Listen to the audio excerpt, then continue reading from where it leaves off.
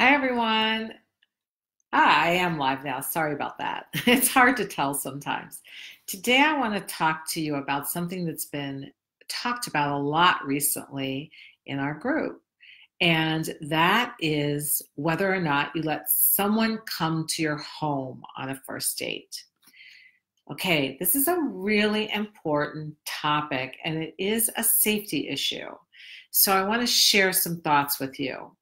Back in my 40s, I had a date with a man who asked me to come to dinner with him come to dinner at his home on a first date. And I said to him, okay. And the reason I did it was for one reason only, because a friend of mine's husband knew him.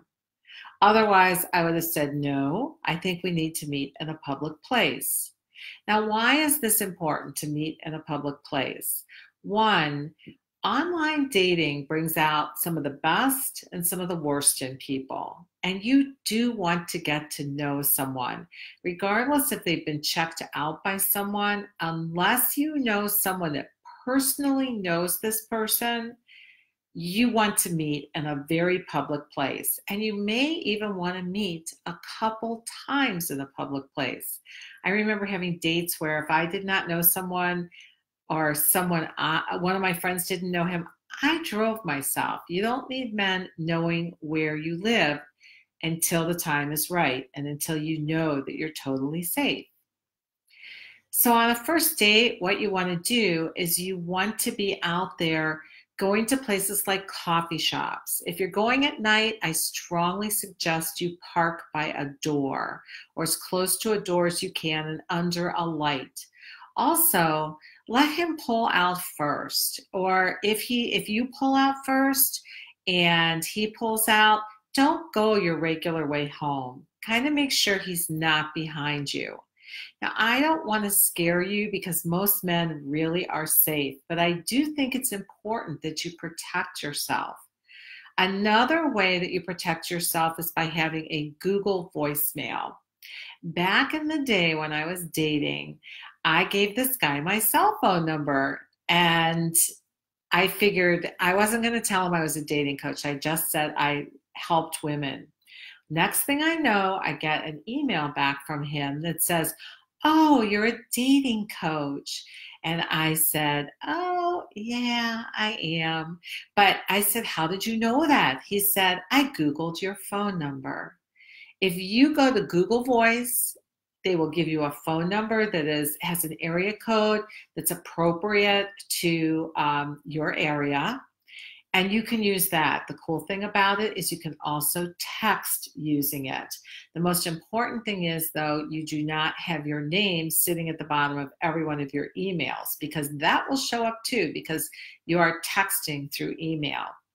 Now, I use Google Voice in my business. If you've ever done a session with me, you've called me on an 815 number, and that number is Google Voice. It's great because you can send it to any phone that you want to have it forwarded to. So let's go back to being safe. And are there other ways to be safe? Yes. Don't overgive information to men when you're out there. Don't say, "Nobody lives in town with me," or "I only live with my cat." You really don't want to overgive until you know someone. The problem with online dating is we feel this familiarity with someone when we're typing with them or we're talking on the phone with them, but it is not a true familiarity, and you still don't know who they are. This is how scammers get to you. So let's just make a note about scammers for a second here, because they're part of the safety issue too. And scammers get you on the phone very quickly and get a lot of information out of you, because it's probably been the first time in a long time that someone has paid attention to what you're actually talking about or seems to care. And as a result, you trust someone very, very quickly that should not be trusted.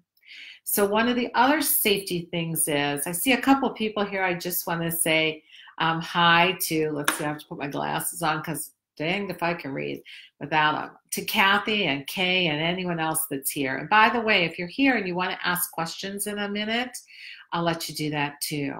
But when it comes to this safety issue with a scammer, make sure that you're not getting too involved with him quickly, because or staying on the phone with him. It's a false relationship.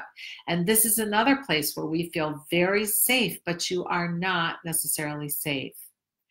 Okay, so do you get out there and do you go to someone's house on a first date? No. Do you have them pick you up? No.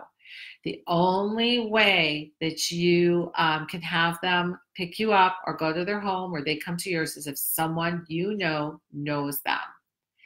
So if anybody wants to write a comment in or wants to ask a question about this, please feel free to do so. I want you to stay safe out there. It's really, really important to also, by the way, when you're going on a date, I want you to give your name to somebody, not your name, I'm sorry. I want you to give the name of the guy to a friend, first name and phone number and where you're going. And then you also call that friend when you get home. Okay, anyone have a question before I go? Otherwise, we're going to end this. And I hope this helped with the question of should I go to someone's house on the first date or should they come to mine?